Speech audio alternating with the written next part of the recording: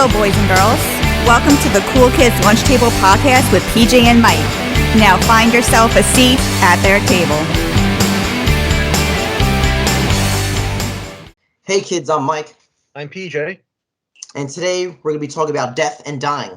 And to help us out, we'll be interviewing author Mark Hofmann to discuss his new book, Good Morning, a guide to biting the big one and dying too. Welcome, Mark. Hi, kids. I'm Mark. Hey, Mark, thanks for joining us today. Oh, thanks for having me, guys. I appreciate it. Yeah.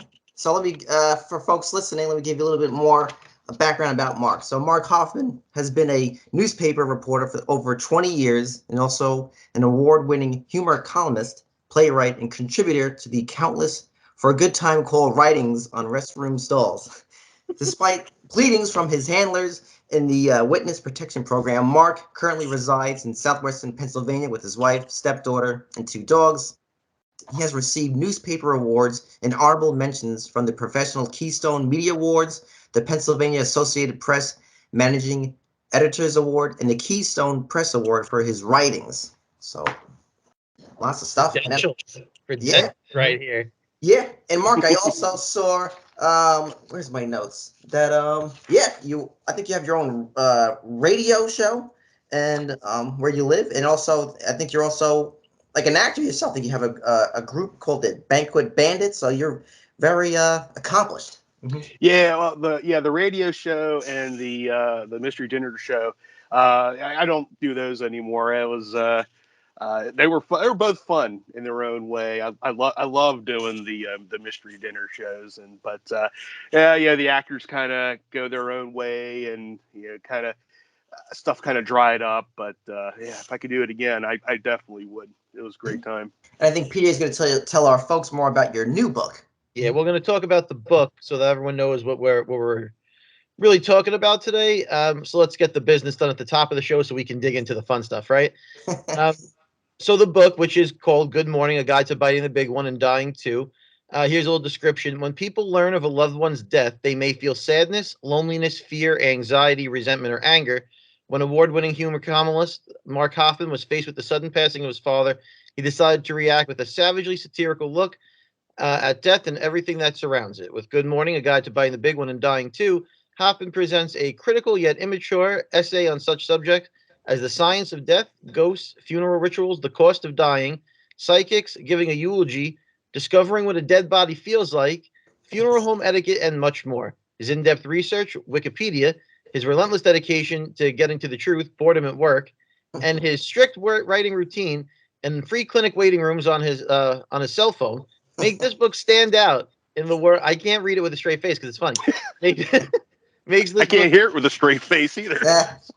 It makes the book stand out in the world of books about death, as well as making Hofmann the foremost authority on things you never knew about death, the things you never wanted to know about death, and the things that death doesn't want you to know. Now, I have been around death, unfortunately. I think I've lost a few people, and there are a few people I wish would go quicker than they are.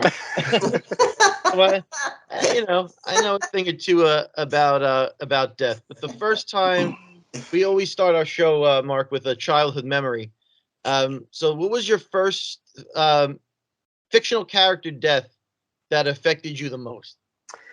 Yeah, I had to really kind of dig back and do a lot of soul searching on this one, and everyone would think it would be one thing, but it's definitely a dog, but it's not Old Yeller.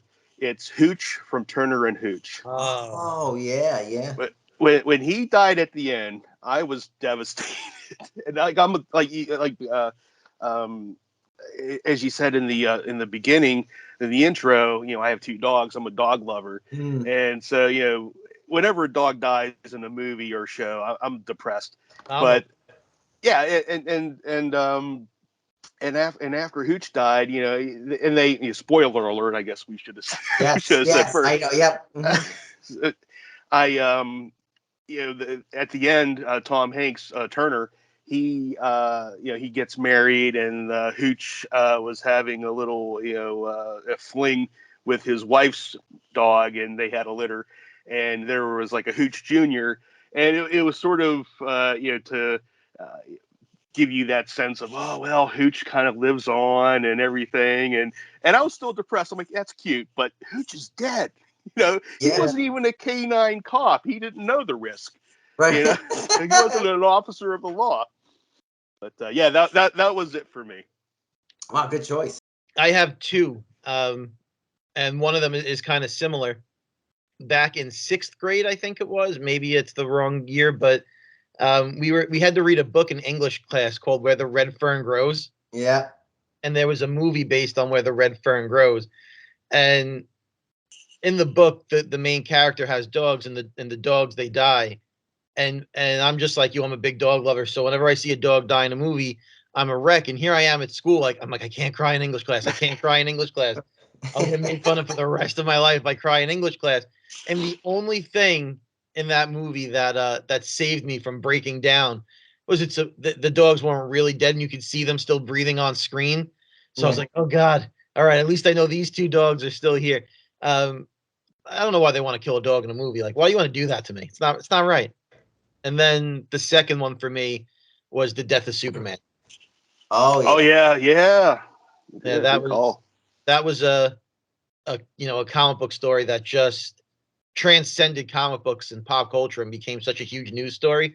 To think someone that powerful could die, that's one of my favorite comic book stories of all time. Oh, absolutely. Yeah. And mine's actually 2 choices as well. Actually, they're both movies. One is actually the first one. I think Terminator 2 came out, what, 91, 92, somewhere around there. Yeah, early 90s. Yeah. I saw that movie in the theaters, and I guess, like you said, Mark, too, spoiler alert, like when Arnold's character, T-100, he sacrifices. I was like, no. I remember in the theater, I'm like, no, because you just beat T-1000. You're like, Yeah. and he's like, when he goes, like, he hits this one more, CPU chip. I'm like, no, and he does like the thumb, going into the water. I was like, no. That's a punch in your gut when he went like this. Yeah. Yeah. And the other one was actually, I guess, more recent. I guess it's 2006, The Departed. And okay, so guys, this thing, I feel like it still hurts me. Is when Leonardo DiCaprio dies, because that's like very sudden. Oh my God, I was so devastated, and I have a hard time watching the movie now. Like, that's like one of my favorite movies. I'll watch it, and then I'll actually skip it. Like, if I have a DVD, I'll skip that scene because it's so heartbreaking to me. Mhm. It just breaks my heart, man. It really bothers me. Oof, and I loved his character. I think he should have been nominated for an Oscar. I think he passed to do Blood Diamond. I think he didn't want to be nominated with, I think Mark Wahlberg was nominated. He didn't want to go against his own co-star, I believe. But anyway, that one still hurts me. I have a real life beef with him, so I like to watch that on loop. Oh my God, PJ. Yeah. So PJ, I guess you don't like The Revenant because it keeps coming back. So. He's coming back, so I don't like it. Let him stay gone. He's causing me opposite in my real life, and I don't like it. I'll tell you about that off camera. Right. Mark, I'm kind of curious. I understand the idea for this book came about, the sudden death of the passing of your father. Can you kind of tell us more about that, how that came to be? Sure. So he passed away in July of 2018. It was quite sudden. He was fishing at the time, and so there's worse ways to go, obviously. And I was the one who dropped him off at his fishing spot, and he was supposed to take his boat down the river to where we parked his truck earlier and come home. Well, he was supposed to be there around noon, and noon came and went. Then like 1 o'clock, and I'm going, I don't know where he is. It's not like him to be late. Yeah. I was actually getting ready to go out and see what's going on, but then these police cars pulled up to our driveway, and right there and then I knew something was wrong. And they said he passed away while he was in the river, and he had a heart attack. And a group of kayakers found him, and it was just at that point I started going through the grieving process. Sure. And as we all do, and everything was kind of normal. But I think like where I kind of branched out from there was as a humor columnist. I also just find those little things in life, and I find that humor no matter what. And I think it was when it was probably less than an hour after I started calling people to say that he passed away. People started showing up to the house with food. and it didn't stop. It didn't stop until I think the day of his funeral. So, Right. and we were running out of room, and I was like, "What do we do with all this food?" And they just kept bringing it and bringing it. Right. And so throughout all this, I'm thinking, well, this would be a great humor column. And so I kind of like had it up in my head for a while, but then something else would happen, say at the funeral itself, and I would say, oh, that's kind of an interesting thing. I bet I can make a humor column out of that. Next thing I know, I had material for like 3 months worth of humor columns. And I thought, well, this is going to be like the most depressing run of a humor column ever, or I could probably do a book about it.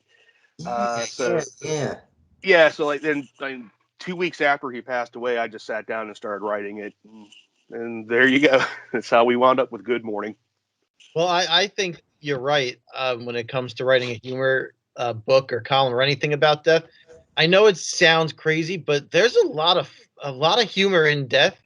Like I've been around funerals, my entire life. I'm from a big Italian family, and there's Okay. nothing funnier than an Italian funeral. Oh yeah. Like you're waiting, like there's like a checklist. You're like, all right, when is someone throwing themselves over the body in the casket? Like, when's it happening? Right. You know it's going to happen. Like there are these things that happen each time, and in the moment they're not funny, but when you look back, you're like, they really like. How many times are my aunts and my mother going to argue about who's sitting in the limo and the first car and this is not the time or place, but it's funny. It is when you look back. So I think you're spot on when it comes to writing a book in this genre, humor genre about death, because death can be quite funny. Yeah, and I think you definitely have to, along with that grief and the grieving that goes with it, I think having a sense of humor also helps you get through it too. Absolutely. Let me ask you this then: when you were writing the book, right? Mhm. And you said it came about after your father passes. Was there anything that was like off limits to you where you felt like, I don't think I want to write about this? I don't think anything was really off limits. Nothing really came to my mind to say, well, maybe I shouldn't go this far. I mean, I'm sure there probably is, but I can't recall anything that made me, uh, you know, check myself basically before I wreck myself.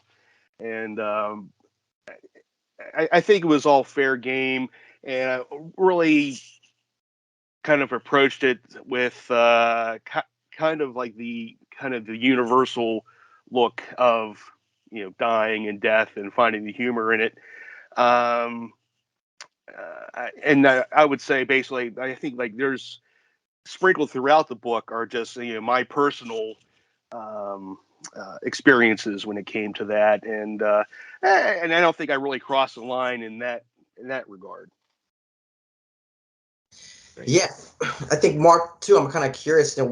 When you were writing this, like was this like, obviously it was like therapeutic. But you think for other people, when they read it, they're going, as they read this, is this all kind of catered to those folks too, who are also grieving, or is it just?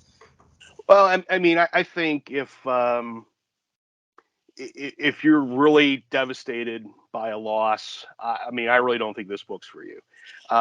If you're also kind of affected in the way of you're just trying to find out why, find answers, this book isn't for you. If you're a little bit blue and you need a pick me up, need a good laugh, this book's certainly for you. Like I say in the pages, humor isn't the best medicine. I still say penicillin probably beats out Right. humor by far, but it's definitely a great topical ointment.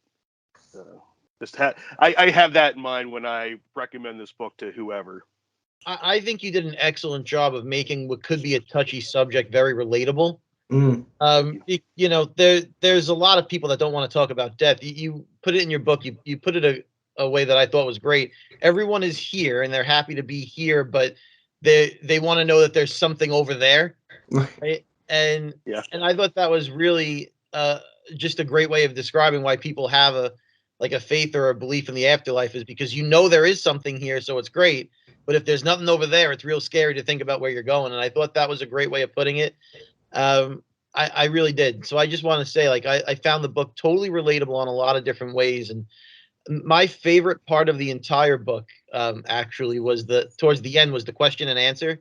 Oh, I thought that was great, and there was some stuff in there that I really found myself laughing. I had to text my sister and tell her about something. I'm like, you gotta hear this. This is funny, because I think that was. So I'm actually curious about that. Where did you get the idea to put that like question and answer piece in a book?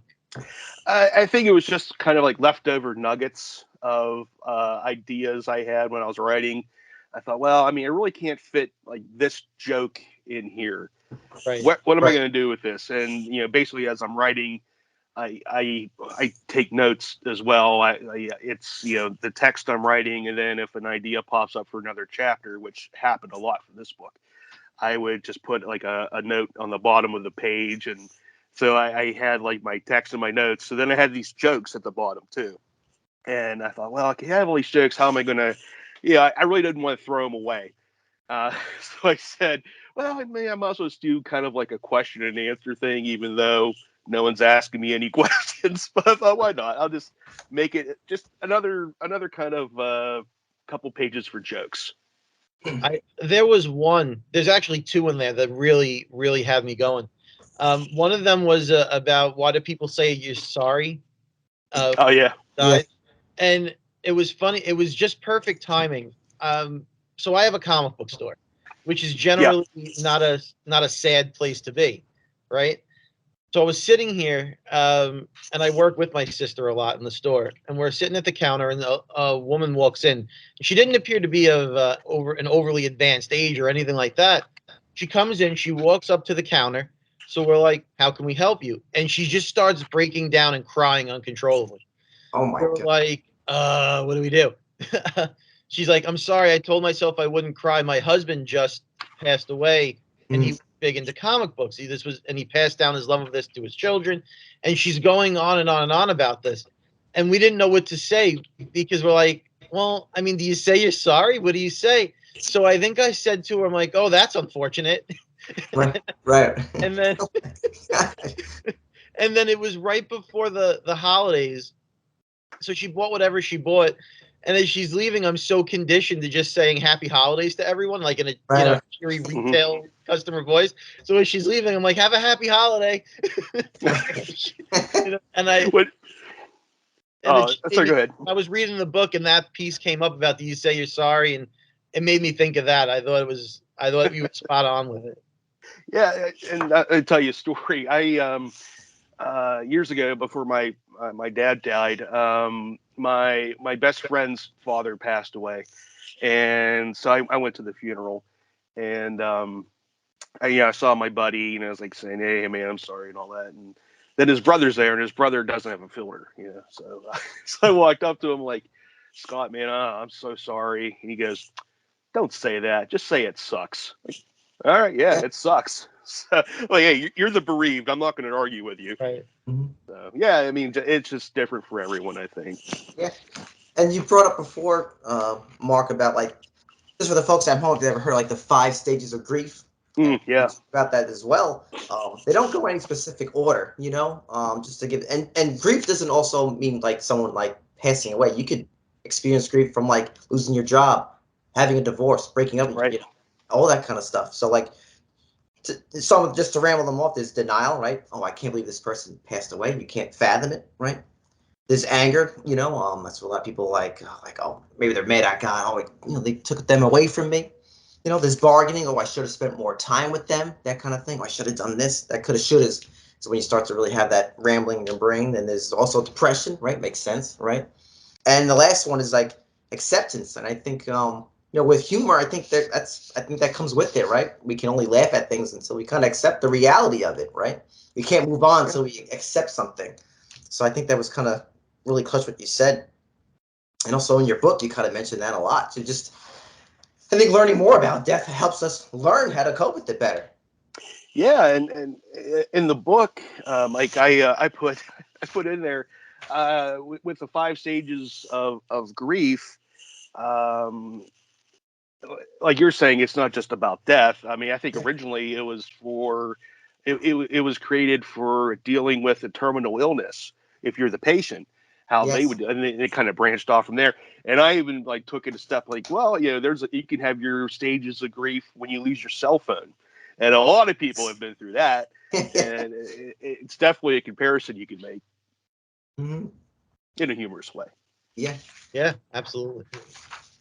Another one that stuck out to me is as so funny was in my other life, in my day job, when I'm not surrounded by stuff I like doing, like podcasting and comic books, I work in an office. And I'm responsible a lot for availability of employees. And you had something in there about bereavement days, about how you're only guaranteed so many. And I'm reading this book and I'm cracking up because I've had that conversation with employees who call me about, I need to use a bereavement day, you know, someone passed away. And I've had to tell them, like, have you thought about planning the wake on a Friday? Like, you have to have that conversation with people. And there's this employee on the other end of the phone, like, trying not to be in tears as they're going through the stages of grief. And I'm like, have you thought about putting them on ice for just one more day? If you could just throw them in the freezer, you'll get an extra day out of this. Monday's a holiday. You really want to put it off. Yeah, PJ. I mean, that was sort of my experience because my dad died on July 3rd. And so, and I think that year, I think it fell, I can't remember. I think it fell on a Wednesday or a Thursday. I'm not too sure. But so this is something else that kind of like sparked, what would spark a humor column was I had to call my boss when I found out because I was working from home that day. So I called my boss to tell her, and she's like a friend of mine too. And I called her and told her because she was expecting me to call her about how's that city council story going. And I go, well, hey, my dad died today, and she was like, oh my god. And so then we're talking a little bit, and she said, well, tomorrow's a holiday. Yeah, you get so many bereavement days. And I'm thinking, well, that kind of works out. I kind of get like, I think it was like 5 days. It's like, okay, well, that's not too bad. And then I'm thinking, well, okay, that could be humor column too. So yeah, you're right. It's best either to keep them on ice for a couple days, and definitely check your employee handbook to see how many bereavement days you get, and then you can plan on keeping your loved one on ice or calling the authorities, and so the official day of death would be Right. slightly altered, but Yeah, that's good planning. My grandmother, she died around Easter, and the church is like, well, no, because it's Easter. We get all this.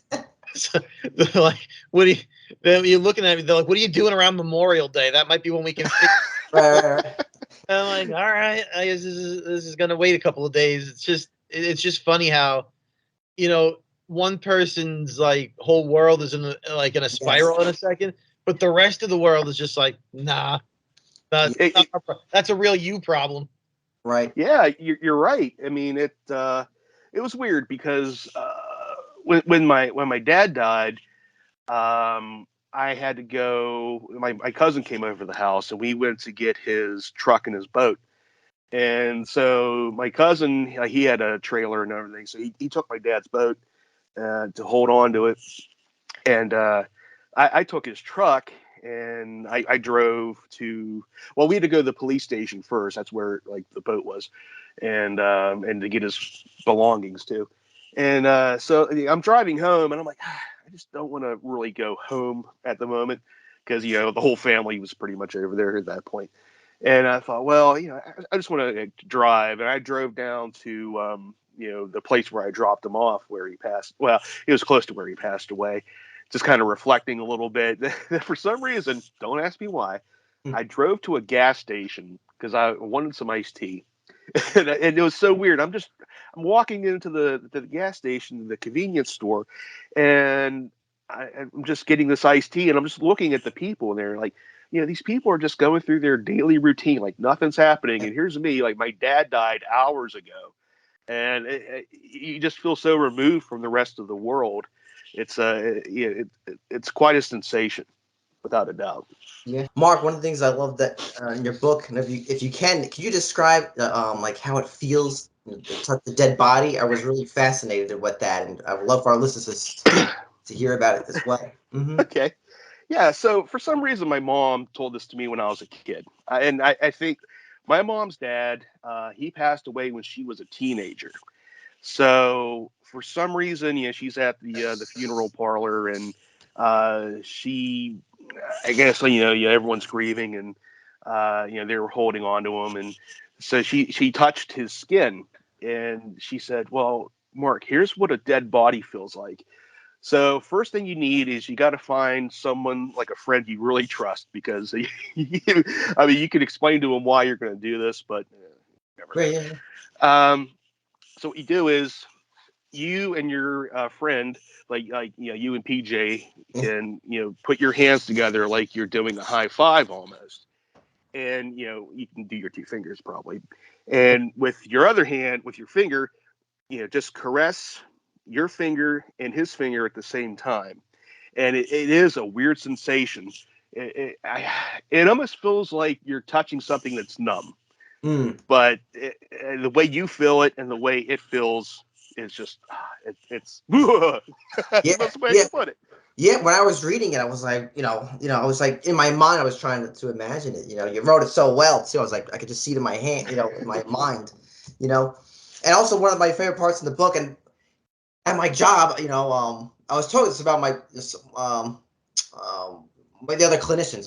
I'm a therapist. I work in outpatient. So I was like, oh yeah, we're gonna interview this gentleman, and I love this one study that you researched. So I'm gonna actually read it from the book. So a study conducted a few years ago in 1901 by physician Duncan MacDougall measured the weight lost by a deceased human in an attempt to determine if and when the soul would exit the body when a person died.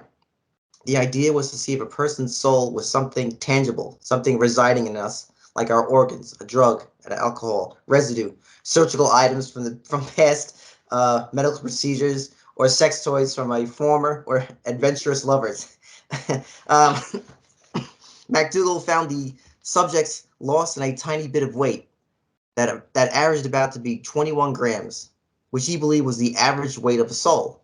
39 grams if that person got a soul like James Brown. It was super bad. But I love that. And I'm just kind of curious. And PJ, you too, man. Like, do you guys believe in souls? Do you think Mr. Dr. Duncan MacDougall was on to something?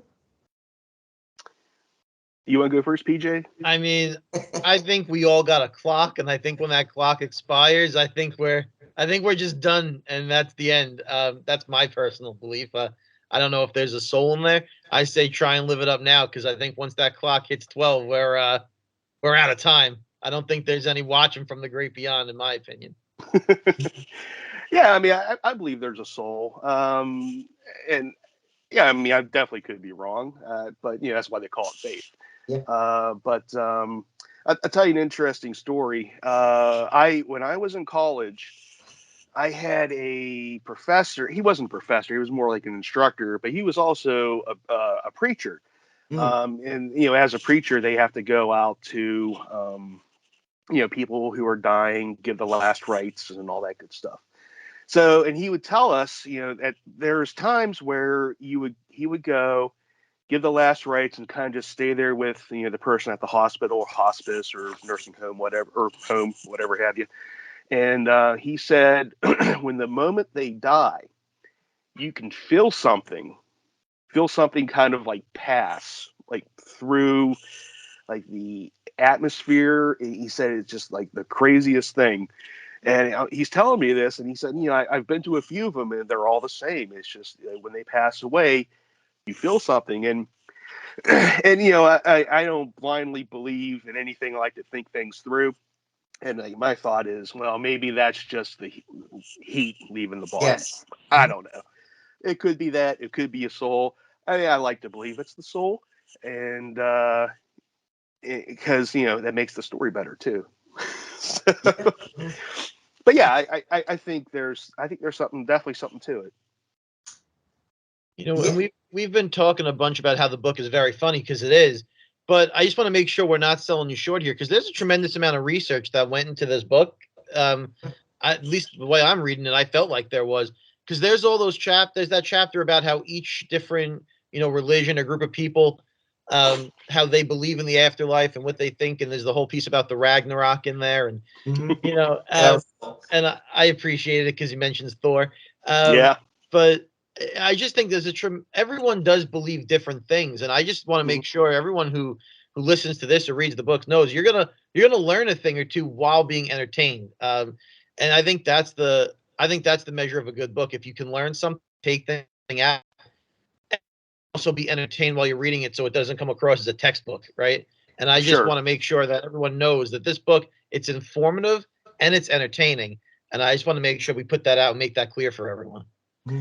Yeah, and thank you. And I definitely think, man, when it comes to different religions and their perspectives on the afterlife, as well as different cultures and how they go through their process of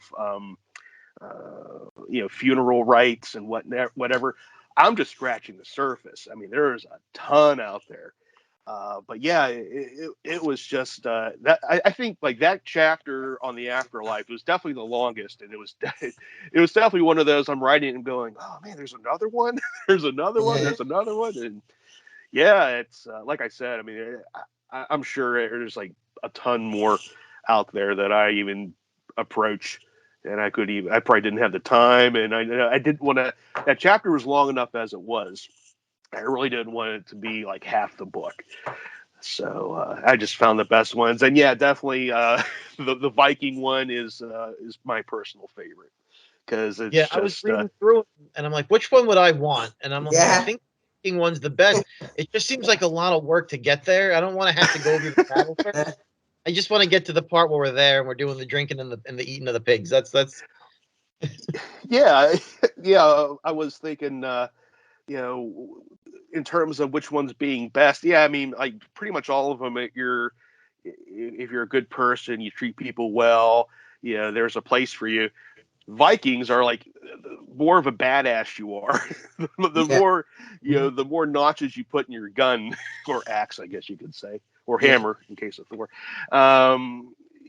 You're definitely good to go. And so yeah, I had a lot of fun on that section with the Vikings, the Norse. I like the gimmick in that piece where every paragraph ends with ass. I thought that was great. Yeah, that just happened by accident. I was writing the first paragraph, it ended with ass, and then I didn't even think about it. I'm just writing it, and then I think upon review, and I was like kind of like rereading everything. I'm like, oh, that's weird. And I thought, yeah, why not? I'll end every paragraph with ass. Don't know why, it just popped like that. So. Yeah, I think, and just piggyback what PJ said, because when I was going to college for social work, I took a class on death and dying, and all the books were textbooky. I wish we had a book like this back then. Probably not. Yeah, but one of the things I really enjoyed is like actually when you talk about, because I'm not too familiar with cremation, you know what I mean? So that whole section was like, I was like, whoa, you know what I mean? And and I couldn't help but think about like Big Lebowski, towards the end of that movie. Spoiler alert, but yeah, I love that whole section just about like I think your father was cremated, right? Mm-hmm. Right, and just that whole section was awesome. And after they, I think the right term, like, burn your body, you like they kind of turn it into sand, they grind it. I was like, I didn't know that. I thought they just just take a broom and they push it into an urn. It's like the whole process was like fascinating. Yeah, and I thought because my dad was cremated and my mother was cremated, and you'd think they would give you an urn, but no, what they do is they give you like this black plastic box with tape on it, and it has just the information on the label and like where they're cremated, who they were, all this other stuff, and then you get the lid opened, and inside's a bag, like plastic bag with the cremants inside, and I thought, well, it's kind of not really dressy, but Right. hey, it is what it is. So when we had their funerals, what the funeral home did, you have, because I was thinking, like, should we get an urn? And I can't remember, because my dad was like, he was really cheap, but it worked out for him definitely. But he knew how to save a money, he knew how to stretch a penny, and I thought, well, would Dad want us to get an urn? And the answer is certainly no, because we're going to spread the ashes anyway. Like you're saying, like the Big Lebowski. Right, right, yeah. The Just coffee because can. they used the coffee can, so hey, why not? And so what they did at the funeral home was basically we had that black plastic box, on a table, and they just put like a cloth over it basically, and that worked out. It was nice. So you didn't have to get all fancy, and that's the way he would have wanted it. And I love towards the end of the book too, because in that section too, because my whole family were gigantic Rolling Stones fans, and I forgot about this story how Keith Richards, when his father passed away, he was cremated, and to quote Keith Richards, he says, "I couldn't resist snorting his own father's ashes with cocaine." So I mean, typical Keith, you know. It must work. They just came Yeah, out with a new album. yeah, yeah. God bless him. hmm Yeah, maybe it gave him like another life. What's that? You ever see that movie, guys? Slightly off topic. Ravenous. You ever heard of that movie, Ravenous? Is that David Arquette? Was he in that? I don't think so, but basically, it's like it takes place maybe like during the Civil War, and it's every single time you would like you do cannibalism, you get stronger and you live longer. So it's like Oh, a okay. lot of Native Americans, and it's like I guess it's a horror time period film. It's pretty cool. I think I'm gonna check it out. Guy Pearce is in it, if I remember correctly. It's a pretty good movie. Yeah, Ravenous. Yeah, But I'll definitely check it out. But other things I liked, you mentioned the story. And towards the end of the book, folks, there's like he just kind of talks about these like wacky wills and other things about cremation. This is somewhere recently, 2018. I guess students, I guess someone's grandmother passed away, and they had I guess a school bake sale, and this kid decided to put her ashes in the cookies, so into the batter, you know. Um, but yeah, if you're in, like I said, like Peach said before, like this book is like, I think this book can help those who are grieving. I think it helps. I think it just normalizes it. Death can be a very taboo subject, and I think this helps kind of normalize. Like, yeah, this is a part of life. We try to avoid it, like, which makes sense. I get that, but I think this book kind of helps us, accept it, and you know, Yeah, You it's think a he took the ashes and replaced like flour or sugar with them, or just added additional ingredients? Because that's going to make for a dense cookie. definitely, it's definitely gonna be crunchy. It's like, are these Butterfinger pieces? You got the finger part right, but yeah, Mike, like what you're saying is with the death being a taboo subject, and that's kind of odd.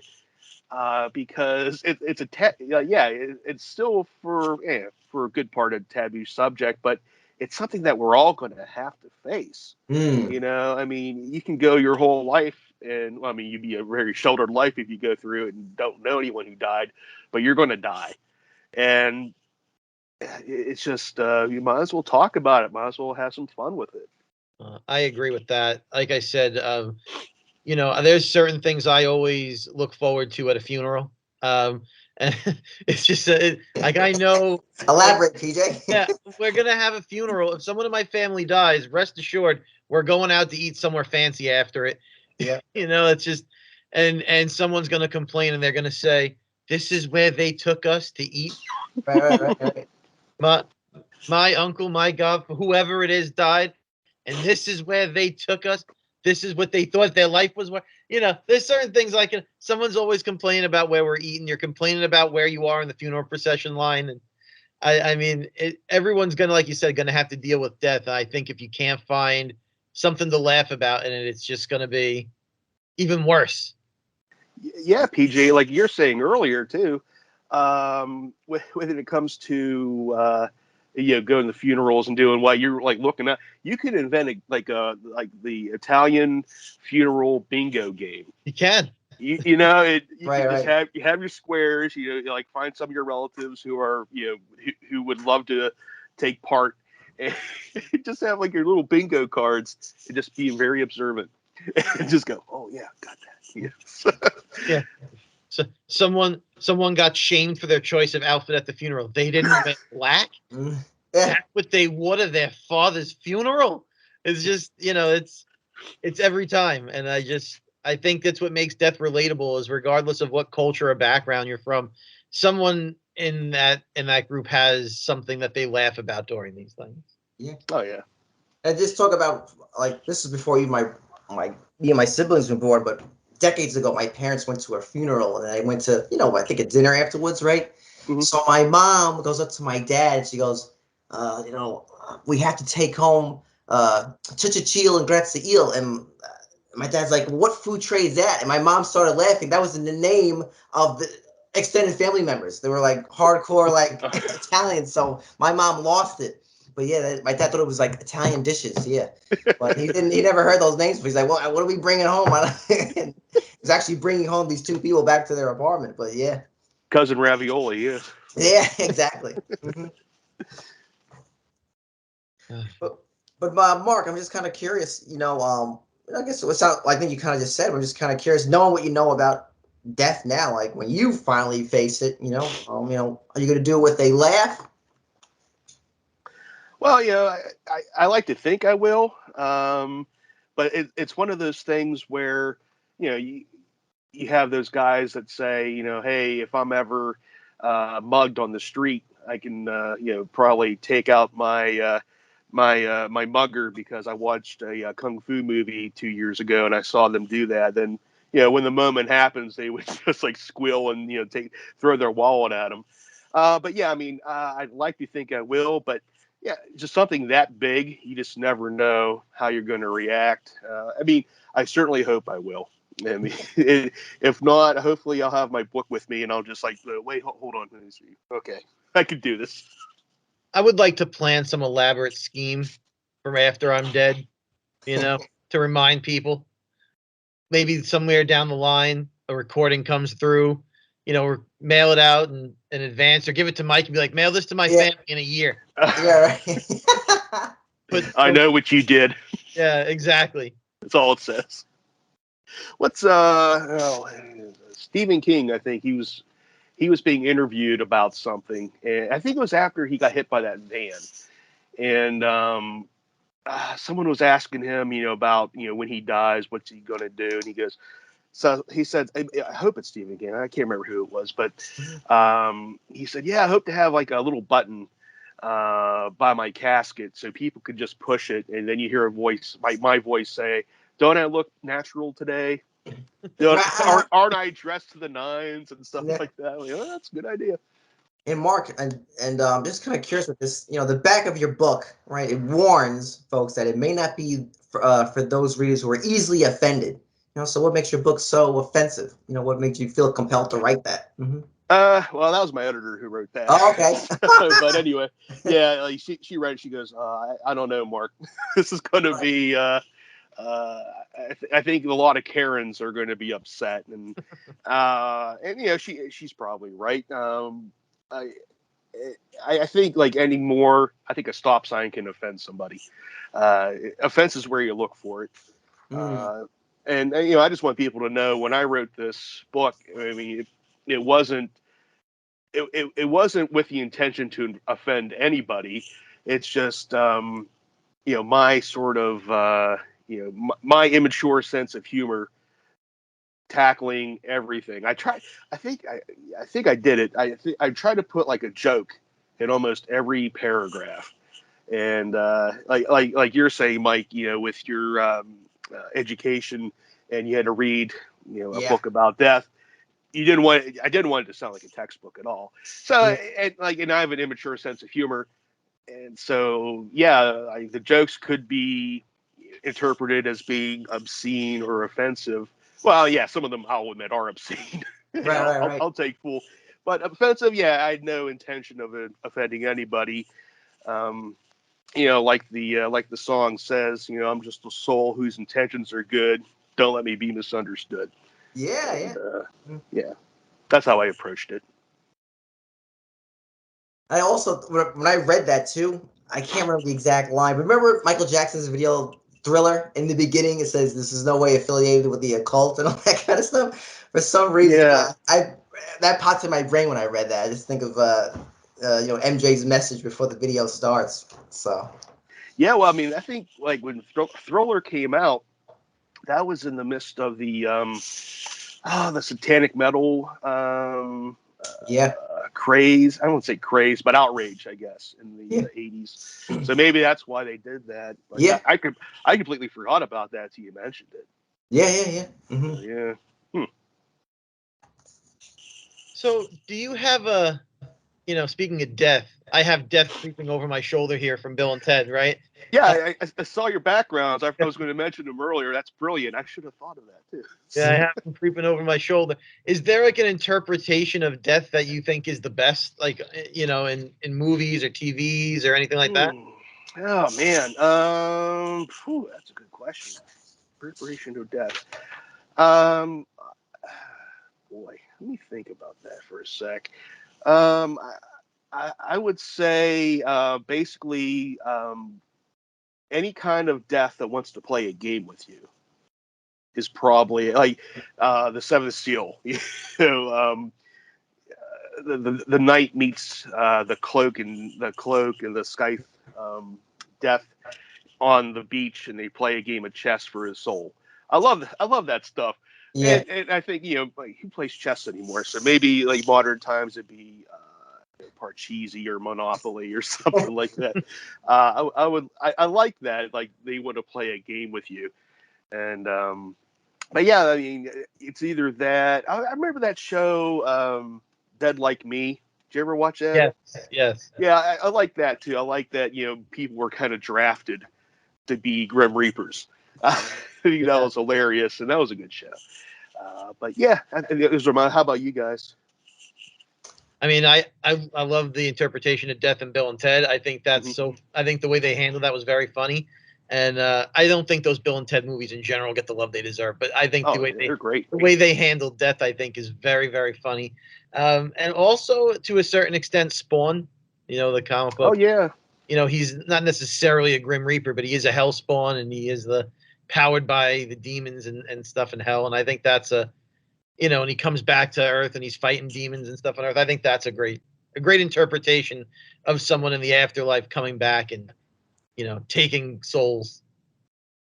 yeah. I always think of this honestly Family Guy. I know it's more comedic. They have like Norm Macdonald Norm Macdonald. Yeah. do it, and I just feel like I do think of like the Grim Reaper, but I feel he's like kind of like a guy who's like going to work, and he's like going okay, like looking on his list, and like I don't think he's a guy who like I guess maybe depending on the person, he might maybe enjoy it. Maybe it's like an evil person. He's like, all right, no problem, taking them out. But I think for the most part, he's just kind of like, all right, let's do this together.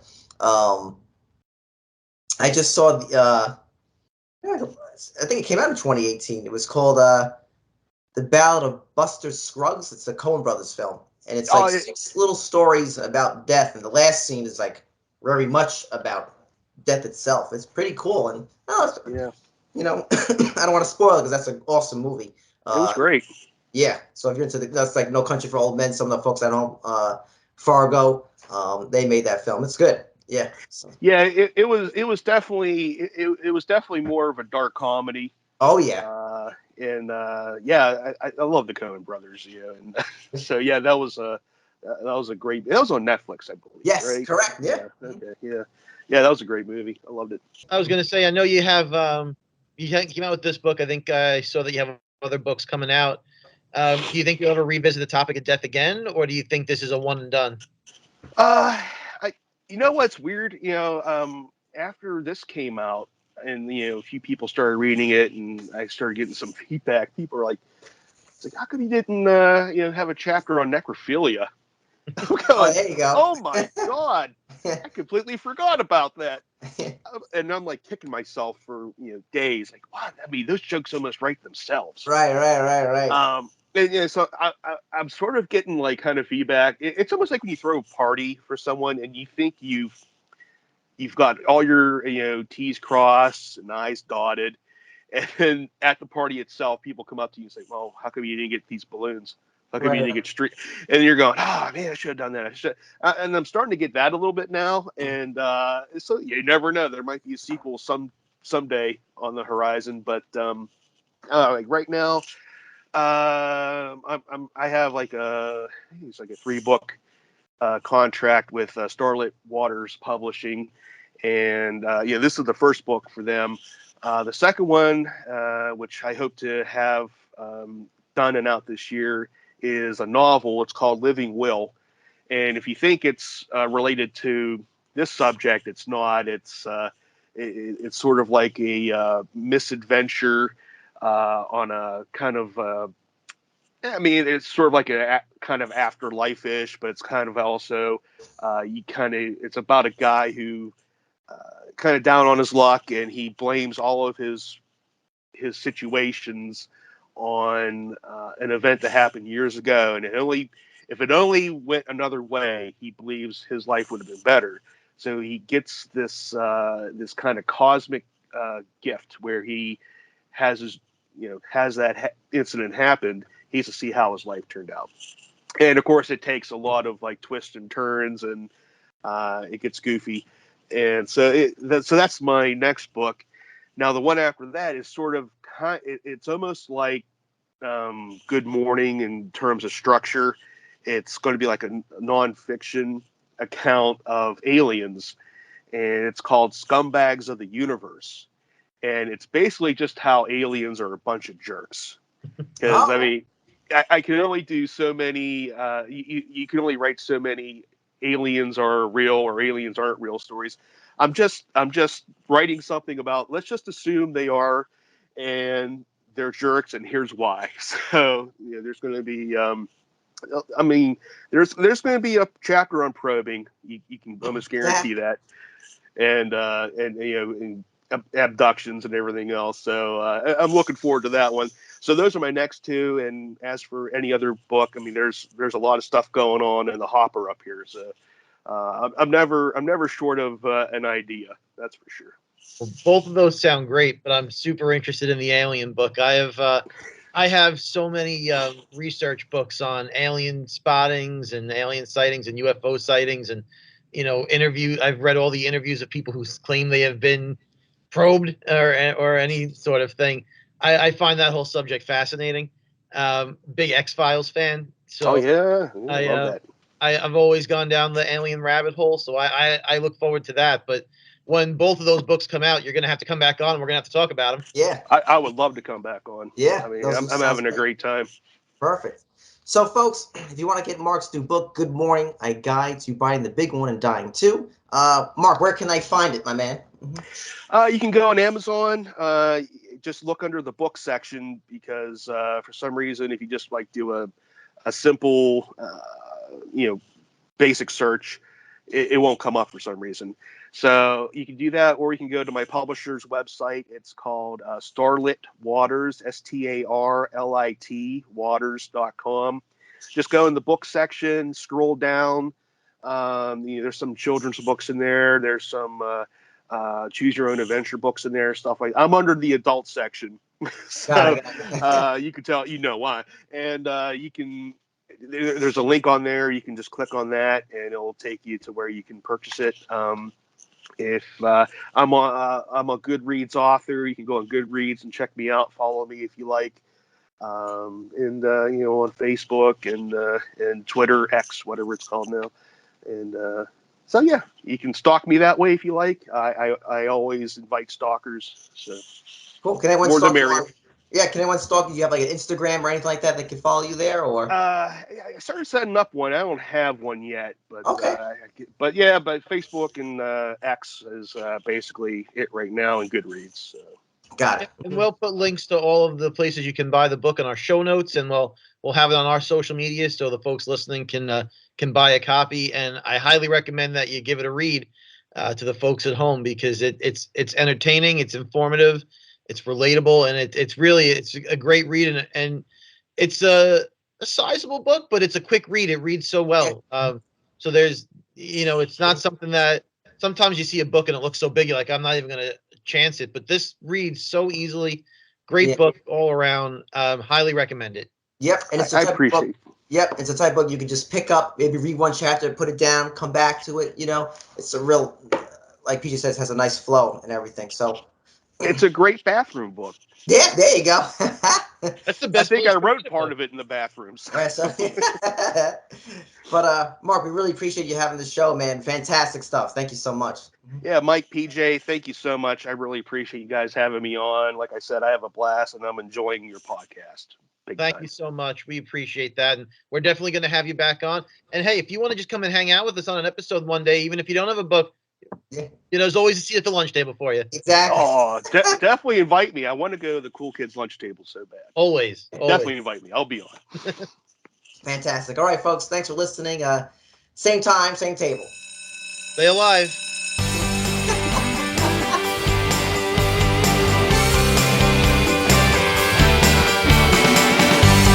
Boys and girls, lunchtime is over. For more information, visit their website at coolkidslunchtable.podbean.com.